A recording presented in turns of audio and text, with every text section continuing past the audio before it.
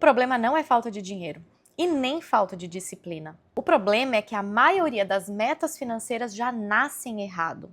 Então, se você já criou metas financeiras, começou super empolgada, mas abandonou tudo no segundo ou no terceiro mês, esse vídeo aqui é para você. Porque hoje eu vou te mostrar como criar metas que você realmente vai conseguir cumprir mesmo ganhando pouco. Então, se você já se identificou com isso que eu te falei até aqui, já pega sua água, seu café e vem comigo para mais um vídeo.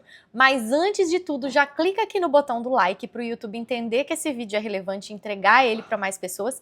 E se ainda não é inscrita nesse canal, já se inscreve e chega de blá blá blá, vamos pro conteúdo.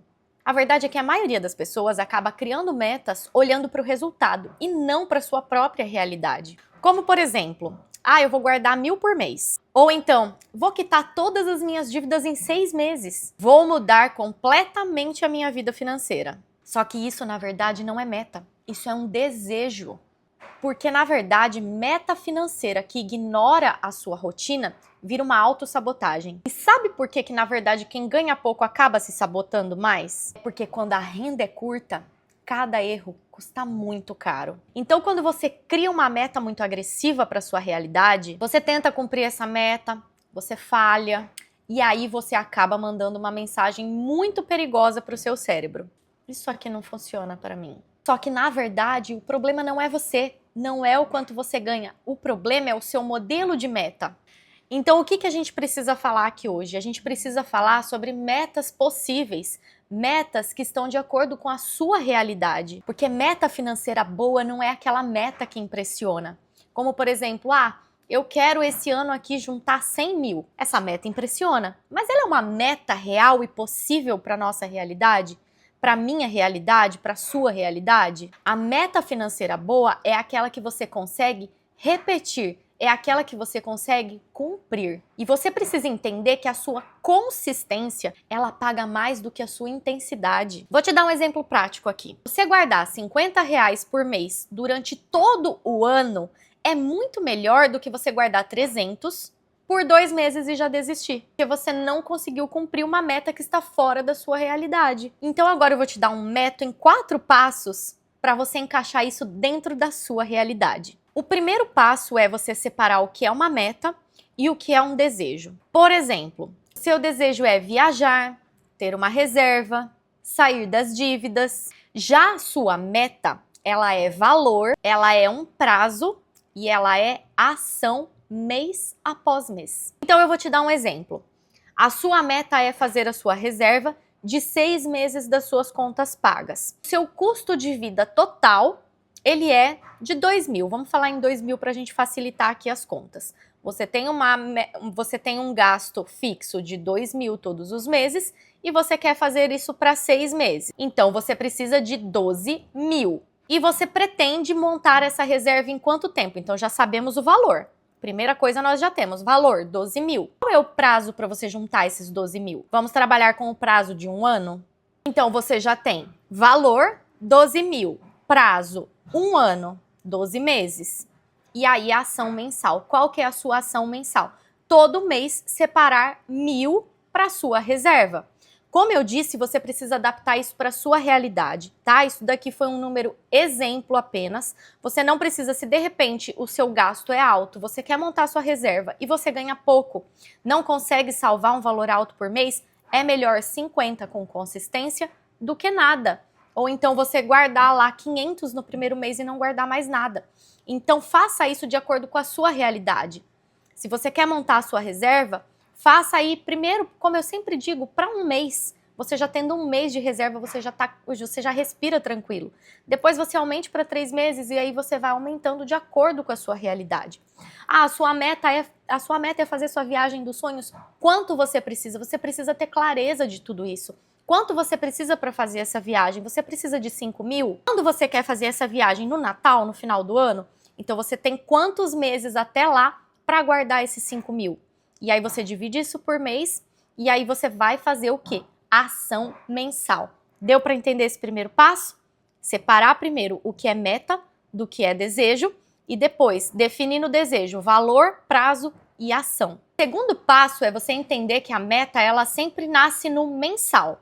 Isso significa que se você não sabe o que fazer esse mês, é porque a sua meta ela não existe. Quando eu digo mensal, o que isso significa? Que se você não consegue responder para mim agora claramente o que você vai fazer com cada centavo que entra na sua conta esse mês, você não tem uma meta. Porque como eu já falei, a sua meta financeira não é quero juntar 5 mil ou quero ter uma reserva. Isso é apenas o objetivo final, mas isso não é executável. Então você precisa entender que toda meta mensal, ela precisa fechar em 30 dias. Porque o seu cérebro precisa disso para que ele não desista. Porque a meta aberta, ela cansa. Então se você tem como meta guardar R$ 50 que seja todos os meses, esses R$ 50 eles precisam ser guardados dentro desses 30 dias. Não fale, não, esse mês aqui eu não vou guardar, mês que vem eu guardo 100. Não. Você precisa guardar esses 50 nesse mês. Claro que aconteça uma emergência, mas se não for caso de extrema emergência, de extrema necessidade,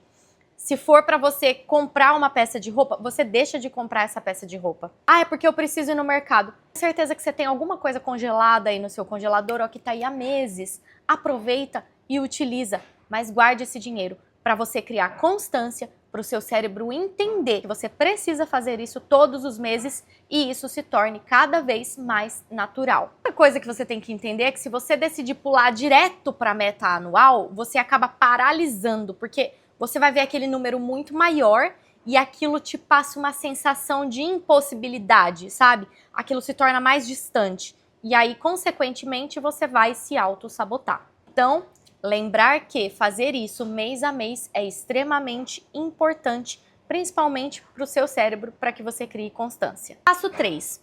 Crie porcentagem e não valor fixo.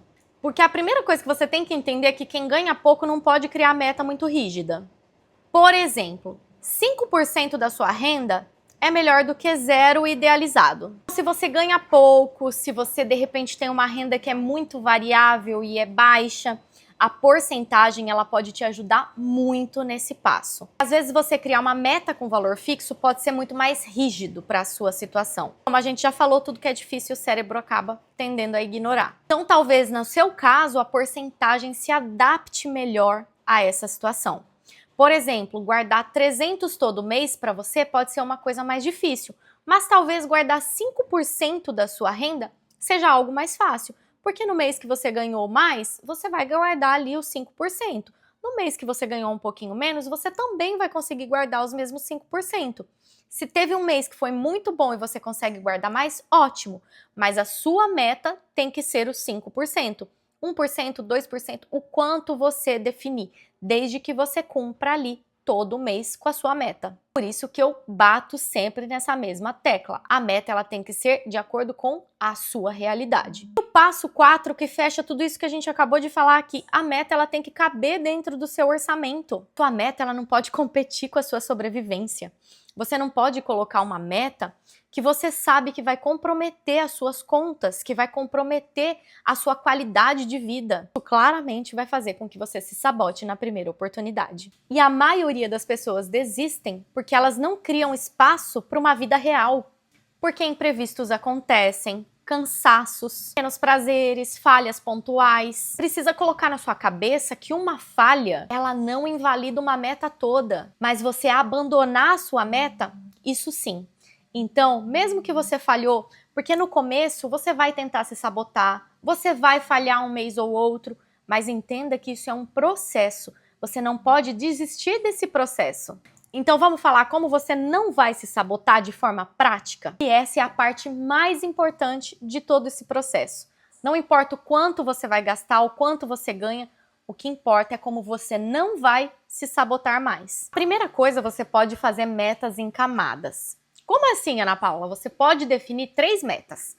A meta mínima, tá? Coloca uma meta mínima que você vai ter que cumprir todos os meses. E depois você anota a meta ideal. Vamos supor que a meta ideal é que você guarde R$ 100 todos os meses. Meta mínima. A meta mínima é guardar 50. Não importa o que aconteça, você vai guardar 50. Mas a meta ideal é o 100. E aí você coloca uma meta bônus. 150. E se você cumprir com a meta mínima, você tem que entender que você já venceu aquele mês. Lembre-se, que é um processo. A segunda estratégia é você nunca zerar.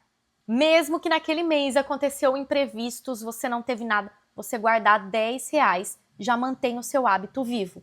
Então nunca passe o mês sem colocar nada ali na sua meta. Nem que seja R$10, você tem que colocar para manter aquele hábito. Lembra? Mandar o recadinho para o cérebro? E a terceira estratégia é você revisar suas metas, mas sem se julgar. E entenda que meta não é uma sentença. Meta ela é feita de ajustes constantes. Outra estratégia que pode te ajudar demais, que tem me ajudado muito, é a planilha de organização financeira que eu criei. Nela, você não deixa suas metas ali soltas. Você consegue ter clareza de tudo que entra, de tudo que sai. Você consegue ver onde você está gastando muito e onde você consegue enxugar mais para você poder guardar para os seus sonhos, para sua viagem do fim do ano. E tem uma aba ali para você colocar todas as suas metas. Eu quero juntar 5 mil para minha viagem do fim do ano. Eu quero juntar 10 mil para trocar de carro. Você coloca tudo ali. Conforme você vai preenchendo ali o quanto você está guardando, ele vai te dando a porcentagem exata de quanto você já cumpriu da sua meta, quanto ainda falta para você chegar até ela. Então, se você quiser, o link está aqui na descrição do vídeo. Agora eu quero te dar um exemplo real de alguém que ganha pouco. Vamos supor que alguém que ganha um pouquinho mais do que o salário mínimo. Essa pessoa ela não precisa sair cortando tudo.